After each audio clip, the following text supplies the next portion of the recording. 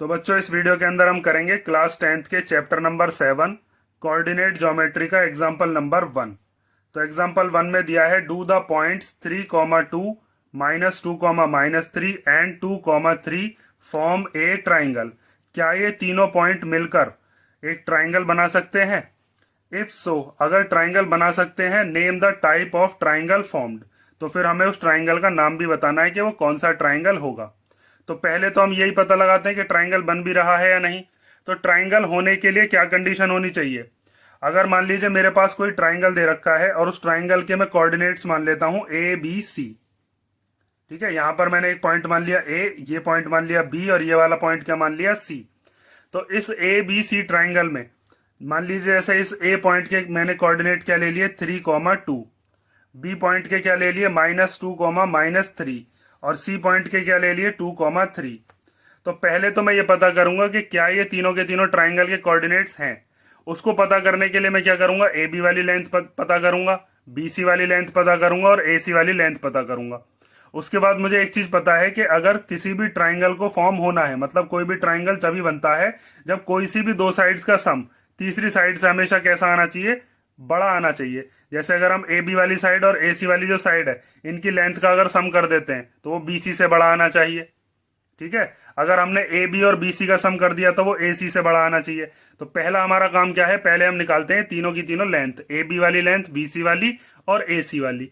तीनों लेंथ आने के बाद हम ये चीज चेक करेंगे क्या sum of any two sides is always greater than third side बैठ रहा है या फिर नहीं। दो साइड का सम तीसरी साइड से हमेशा कैसा बैठना चाहिए, बड़ा। अगर वो आ जाता है फिर हम देखेंगे कि वो कैसे टाइप का ट्राइंगल है।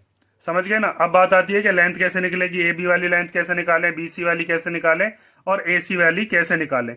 तो मैंने आपको पिछले इंट्रोडक्शन वाले पार्ट में बताया था कि दो पॉइंट्स के बीच का डिस्टेंस निकालने के लिए हमारे पास डिस्टेंस फॉर्मूला होता है, जो मैंने आपको पिछली वीडियो में प्रूव भी करके दिखाया था।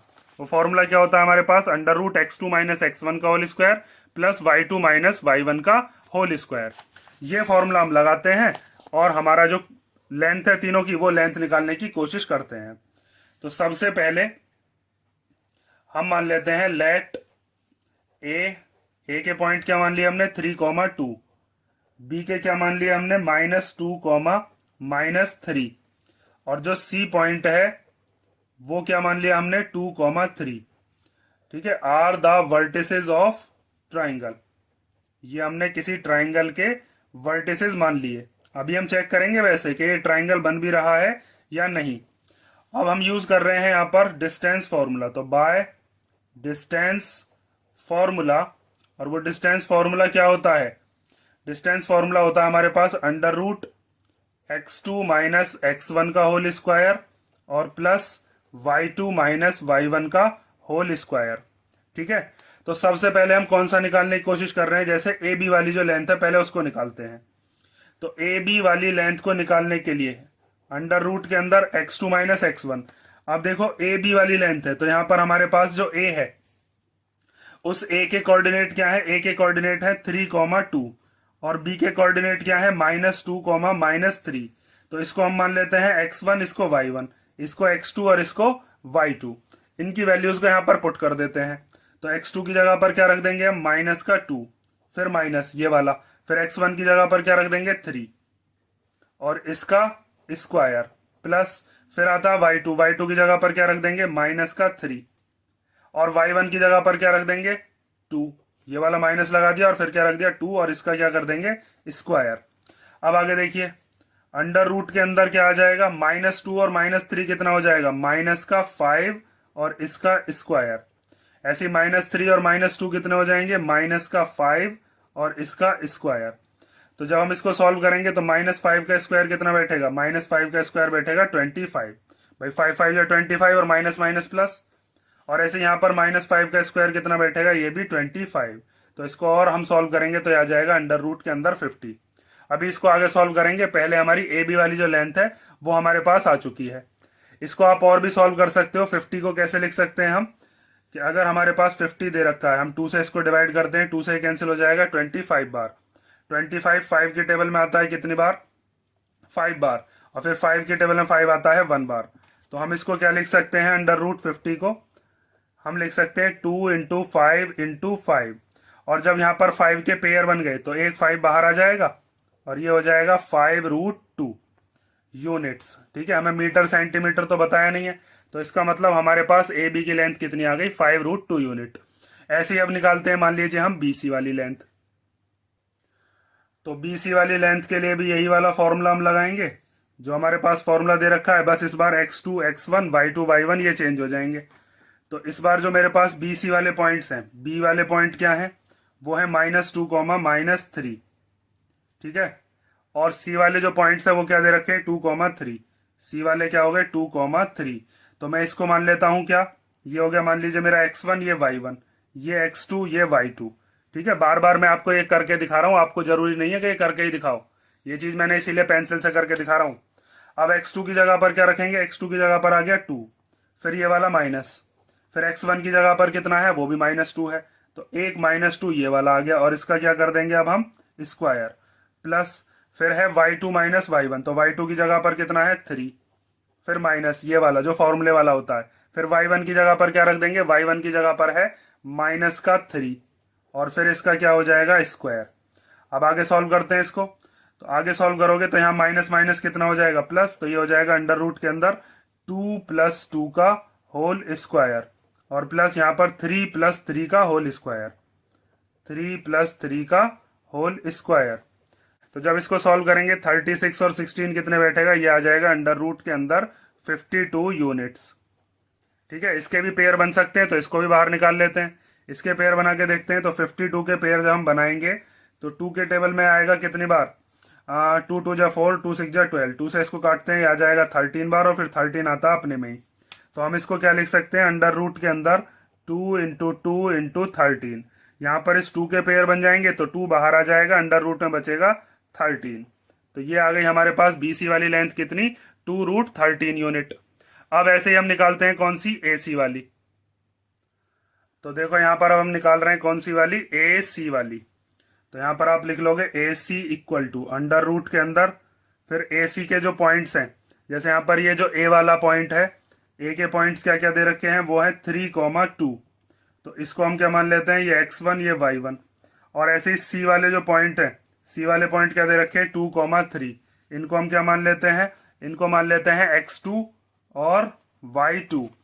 अब फॉर्मूले में रखना शुरू करो, x2 की जगह क्या रखेंगे, पहले x2 है ना, तो वहां पर आ जाएगा 2 - 3, तो ये आ गया 2 - 3 का होल स्क्वायर, प्लस फिर y2 - y1 होता है, तो y2 की जगह पर कितना आ जाएगा 3, और फिर -2, y1 की जगह पर कितना है 2, तो 3 - 2 का होल स्क्वायर। तो जब 2 में से 3 को माइनस करेंगे तो -1 का स्क्वायर, और 3 में से 2 को माइनस करेंगे तो 1 का स्क्वायर। तो -1 का स्क्वायर करेंगे तो भी 1 आएगा, और +1 का स्क्वायर करेंगे तो भी 1 आएगा। तो ये कितना आ गया, अंडर रूट 2 यूनिट्स। ठीक है, यहां पर मेरे पास AB आ गई, BC आ गई और AC आ गई, तीनों की तीनों वैल्यूज मेरे पास आ चुकी हैं।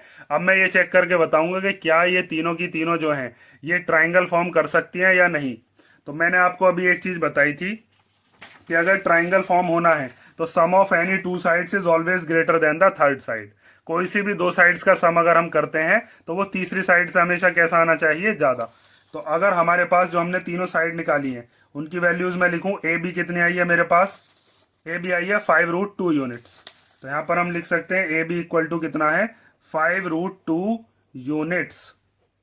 ठीक है, और BC क्या लिख सकते हैं हम, BC अपने पास आई है 2√13 यूनिट्स। तो इसको हम लिख सकते हैं 2√13 यूनिट्स। और फिर उसके बाद हमने तीसरी साइड निकाली थी AC, वो कितनी आई है, अंडर रूट 2 यूनिट। तो यहां पर हम लिख देते हैं AC = अंडर रूट 2 यूनिट्स। अब इनको हम प्लस कैसे करें, यहां पर तो ये रेशनल नंबर दे रखे हैं √13 √2।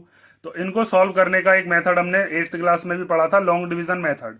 वैसे तो √2 की वैल्यू आपको पता होगी, √2 को हम क्या लिख सकते हैं, 1.414।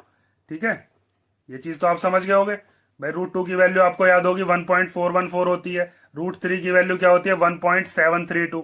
तो यहां पर भी √2 की वैल्यू हम ऐसे ही लिख लेते हैं, AB = कितना हो जाएगा, 5 मल्टीप्लाई, और इसकी जगह पर कितना आ जाएगा 1.414, और इसकी हम करते हैं अब मल्टीप्लाई।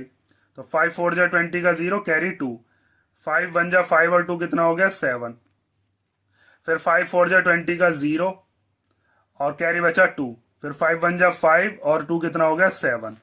इतने यूनिट्स यहाँ पर ए बी की लेंथ हमारे पास आ चुकी है। कितनी आई, इसको हम ऐसे लिख लेते हैं 7.07 अप्रोक्स। ठीक है, क्योंकि लगभग में ये इतनी वैल्यू होती है। √2 की एग्जैक्ट वैल्यू तो किसी को नहीं पता, बस हम पॉइंट के बाद 3 डिजिट तक सॉल्व कर लेते हैं। ठीक है, अब बात आती है लेकिन √13 की वैल्यू कैसे निकालें। तो अगर किसी बच्चे को नहीं आती हो तो मैं आपको बता देता हूं, क्योंकि √13 की वैल्यू या फिर लॉन्ग डिवीजन मेथड आपको पता होना चाहिए। √13 की वैल्यू हम निकाल लेते हैं। √13 की वैल्यू कैसे निकालेंगे, अगर आप √13 की समझ गए तो √2 की भी ऐसे ही निकालते होंगे, अगर किसी बच्चे को √2 की समझ में नहीं आई हो कि ये कैसे आई है। तो देखिए √13 की हम यहाँ पर लॉन्ग डिवीजन से निकाल रहे हैं, और मान लीजिए पॉइंट के बाद हम 3 डिजिट तक सॉल्व करेंगे। तो यहाँ पर आप पॉइंट के बाद कितने जीरो लोगे, 6 जीरो, 1 2 3 4 5 एंड 6। आगे और भी सॉल्व हो जाएगी, क्योंकि √13 की जो वैल्यू वो कभी खत्म नहीं होनी, लेकिन हम बस 3 डेसिमल तक सॉल्व करेंगे। पीछे से पेयर बनाते थे, लॉन्ग डिवीजन मेथड है ये, 8th में पढ़ते हैं हम इसको। तो अब सबसे पहले ये जो हमारे पास पहला वाला जो पेयर है, इससे पहले किसका स्क्वायर आता है हम ये देखते हैं। तो 13 से पहले आता है किसका स्क्वायर, 3 का, और वो 3 का स्क्वायर क्या होता है, 3 3 जा 9। तो 13 में से 9 गया तो कितना आया, 4। ऊपर से हम ये वाला पेयर नीचे उतारेंगे, लेकिन उससे पहले पॉइंट है, तो इस पॉइंट को हम कहां पर दे देते हैं, ऊपर। अब ये वाला जो पॉइंट 0 है, इनका पेयर नीचे आ जाता है, 400 नीचे आ गया। अब 3 और 3 कितना होता है, 3 और 3 होता है 6। अब 6 के आगे हम डिफरेंट डिफरेंट डिजिट्स लगाते हैं, ताकि वो 400 बैठ जाए या 400 से छोटा। जैसे अगर मान लीजिए आपने 6 के आगे क्या लगाया, 7, तो आप 7 से ही मल्टीप्लाई करोगे। 7 7 जा कितना हो जाएगा, 49, कैरी 4। 7 6 जा 42 और 4 कितना हो जाएगा, 46। तो वो तो बड़ा बैठा। अगर आपने 6 के आगे 7 लगाया तो 7 से ही मल्टीप्लाई करोगे। अगर हमने 6 के आगे 6 लगाया तो 6 से ही करेंगे। तो 6 6 जा 36, कैरी 3। 6 6 जा 36 और 3 कितना हो गया, 39। तो इसका मतलब हम क्या लगाते हैं, यहां पर भी 6 लगाते हैं और यहां पर भी 6 लगाते हैं। तो ये आ गया 396। माइनस करेंगे तो कितना आएगा, 4। अब ऊपर से ये वाला पेयर उतारते हैं, ये पेयर नीचे आएगा, 2 जीरो नीचे आ गई। उसके बाद क्या प्रोसेस करते थे हम, इस 66 में 6 को प्लस करते हैं। तो 66 में जब 6 को प्लस करोगे तो कितना आएगा, 72। अब 72 के आगे कुछ ऐसा लगाइए कि 400 से छोटा आ जाए या 400 आ जाए। तो सबसे छोटी डिजिट हम 72 के आगे क्या लगा सकते हैं, 1। और अगर हम 1 लगाते हैं तो 1 से ही मल्टीप्लाई करेंगे। तो ये तो बड़ा बैठ रहा है 1 लगाने पर भी, तो इसीलिए हम क्या लगाते हैं, इसके आगे लगाते हैं 0। 0 लगाएंगे तो 0 से ही मल्टीप्लाई करेंगे, तो कितना आ जाएगा, वो 0 ही आ जाएगा। तो इसका मतलब यहां पर भी हम 0 लगाते हैं और यहां पर भी 0। तो 0 जब मल्टीप्लीकेशन करेंगे 720 की 0 में तो क्या आया था, 0 ही आया था। अब इसको कर लो माइनस, 400 में से 0 गए तो कितना बचा, 400 ही बचा। अब नेक्स्ट वाला जो पेयर है, अब इसको नीचे उतारो, ये उतार लिया। अब जैसे यहां पर आपने 66 में 6 प्लस करा था, ऐसे ही 720 में 0 को प्लस करेंगे तो कितना आएगा, 720 आ जाएगा। अब 720 के आगे ऐसा कुछ लगाओ कि ये जो 40,000 लिख रहा है इससे छोटा बैठे। तो मान लीजिए आपने 720 के आगे 6 लगाया, तो 6 से ही मल्टीप्लाई करेंगे। 6 6 जा 36, 6 2 जा 12, कैरी 1। 6 7 जा 42 और 1 43। तो ये तो बड़ा बैठ रहा है। हम लगाकर देखते हैं फिर 5, तो 7205। अगर 5 लगाएंगे तो 5 से ही मल्टीप्लाई होगी। 5 5 जा 25, 5 2 जा 10 का 0, कैरी 1। 5 7 जा 35 और 1 कितना हो गया, 36। मतलब यही हम लगाने वाले हैं, क्या, 5। यहाँ पर 5 लगाया तो यहाँ पर भी 5 लिखेंगे, और ये आया 36025। इसको माइनस करके क्या आएगा उससे मेरा कोई मतलब नहीं है, मुझे तो बस ये वाला नंबर चाहिए था जिसमें हमारी √13 की जो वैल्यू है वो डेसिमल में 3 पॉइंट तक हमने सॉल्व कर ली। तो ये कितना आया, 3.605। अब BC की वैल्यू हम निकालते हैं, तो यहाँ पर 2 की मल्टीप्लाई कर लो, 2 5 जा 10 का 0, कैरी 1। फिर 2 0 जा 0 और 1 कितना हो जाएगा, 1। फिर 2 6 जा 12 का 2, और फिर कैरी 1 बचा होगा। 2 3 जा 6 और 1 कितना हो गया, 7। तो BC हमारे पास कितनी आ गई, लगभग 7.21 अप्रोक्स। अप्रोक्स क्यों लगा रहे हैं, क्योंकि ये तो हमने 3 डेसिमल तक सॉल्व करी है। असल में तो √13 की वैल्यू कभी खत्म ही नहीं होगी, आगे तक चलती रहेगी। तो मेरे पास AB की जो वैल्यू है वो भी मैंने डेसिमल में निकाल ली, BC की जो वैल्यू है वो भी मैंने डेसिमल में फाइंड आउट कर ली, और AC की जो वैल्यू है वो भी मेरे पास डेसिमल में है। अब मैं बता सकता हूं कि ये ट्राइंगल बनेगा या फिर नहीं बनेगा। ठीक है, अब देखो ध्यान से। तो अब आप इस बात को लिखकर कैसे दिखाओगे, देखो इस बात को हम ऐसे लिखेंगे कि टू फॉर्म ए ट्राइंगल, अगर कोई भी ट्राइंगल बनना है तो वहां पर क्या होता है, sum of any two sides is always greater than the third side.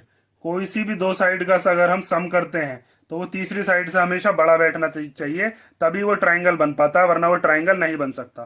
तो यहां पर आपको क्लियरली एक बात दिखाई दे रही होगी कि अगर हम मान लीजिए ए बी का और बी सी का सम कर देते हैं, ए बी ए वाली साइड है, बी सी ए वाली साइड है, तो इन दोनों का जो सम है वो तीसरी वाली साइड से बड़ा बैठेगा। कौन सी से, ए सी से, कह सकते हैं वाली बात।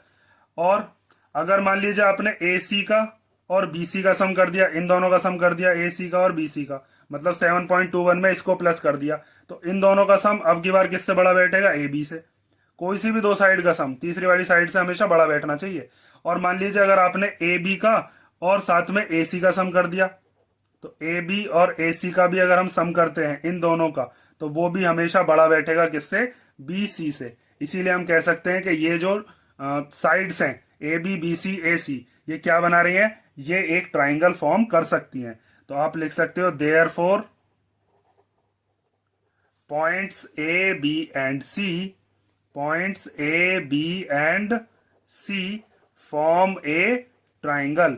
ये ट्राइंगल बना देंगी तीनों के तीनों जो साइड्स हमारे पास आई हैं, क्योंकि कोई सी भी दो साइड्स का सम तीसरी साइड से बड़ा बैठ रहा है।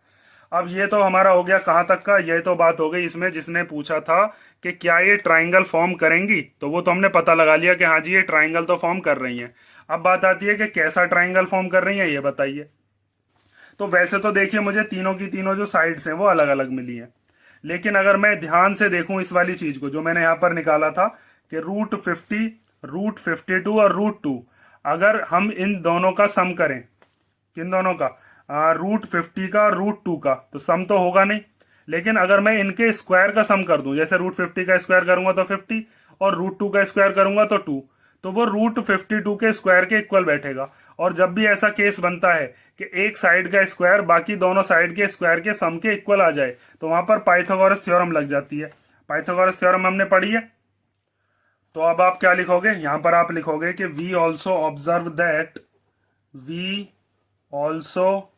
ऑब्जर्व दैट, ये जो लैंग्वेज होती है इसको आप अपने हिसाब से भी लिख सकते हो, मैथ में कोई इतना ये ध्यान नहीं दिया जाता कि आप लैंग्वेज क्या दे रहे हो। तो यहां पर हम ये चीज कह सकते हैं कि बीसी का अगर हम स्क्वायर करते हैं तो वो किसके इक्वल बैठेगा, ए बी का स्क्वायर और प्लस ए सी का स्क्वायर। देखो बीसी की जो वैल्यू है, ये वाली भी वैल्यू है 7.21, ये हमने किस में निकाली है, पॉइंट में। ये वाली वैल्यू भी कह सकते हैं 2√13, लेकिन ये 2√13 आया किससे था, √52 से। तो मैं यही वाली सिंपल वैल्यू रख लेता हूँ √52, क्योंकि यहाँ पर सीधा रूट कट जाएगा स्क्वायर से। यहाँ पर हमने लिख दिया √52 का स्क्वायर। ए बी की वैल्यू कितनी थी, ए बी की वैल्यू थी हमारे पास √50, तो यहाँ पर हम लिख सकते हैं √50 का स्क्वायर। और ए सी स्क्वायर की जगह पर क्या रख सकते हैं, ए सी की वैल्यू कितनी थी, √2, तो यहाँ पर हमने रख दिया क्या, √2 का स्क्वायर। अगर वैसे प्लस करने जाओगे ना, ये चीज मैंने अभी आपको बताई थी, √50 में √2 प्लस नहीं होगा, लेकिन अगर इनके स्क्वायर को हम प्लस करें तो वो इसके स्क्वायर के बराबर बैठेगा, √52 के, मतलब इनके स्क्वायर का जो सम है वो इक्वल है। तो √52 का स्क्वायर करेंगे तो 52, स्क्वायर से रूट कैंसिल हो जाता है। और √50 का स्क्वायर करेंगे तो कितना आएगा, 50, और √2 का स्क्वायर करेंगे तो 2, तो इसका मतलब 52 किसके इक्वल आ गया, 50 + 2 52 के इक्वल। तो पाइथागोरस थ्योरम क्या होती है कि अगर मान लीजिए हमें कोई 90 डिग्री का एंगल दे रखा है किसी ट्राइंगल के अंदर, तो हम ये वाली चीज लगाते थे, लेकिन इसमें तो ये चीज हमारी पहले ही आ गई, तो हम यहाँ पर कन्वर्स लगाएंगे। तो आप कह सकते हो कि therefore by the converse of Pythagoras theorem, हम ये कह सकते हैं कि ट्राइंगल ए बी सी कैसा ट्राइंगल होगा, वो होगा एक राइट एंगल्ड ट्राइंगल।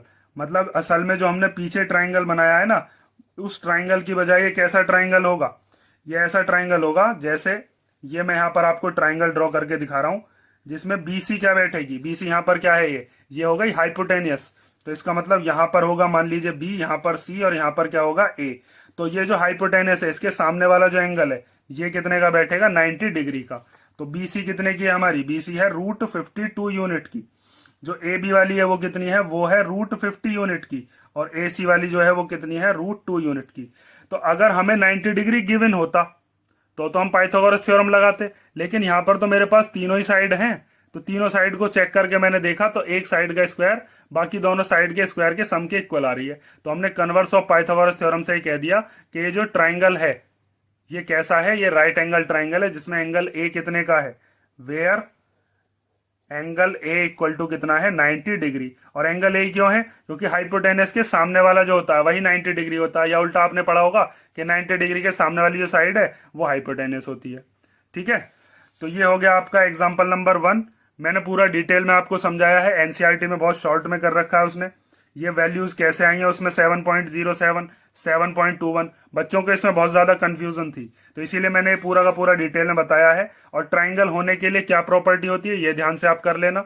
और यहाँ पर हम इसको राइट ट्राइंगल क्यों कह रहे हैं, तो ये आपको ऑब्जर्व करना पड़ेगा यहाँ पर कि कोई सी भी जो सबसे बड़ी वाली साइड है उसका स्क्वायर बाकी दोनों साइड के स्क्वायर के सम के इक्वल आ जाए तो हम कह देते हैं कि वो कैसा ट्राइंगल है, राइट एंगल ट्राइंगल। असल में ट्राइंगल ऐसा ना होकर ये कैसा ट्राइंगल है, ट्राइंगल है इस शेप का। ठीक है, तो ये हो गया आपका एग्जाम्पल नंबर 1। और नेक्स्ट वीडियो में हम करेंगे एग्जाम्पल नंबर 2।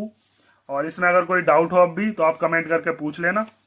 और बाकी हम नेक्स्ट वीडियो में मिलते हैं, तब तक के लिए बाय।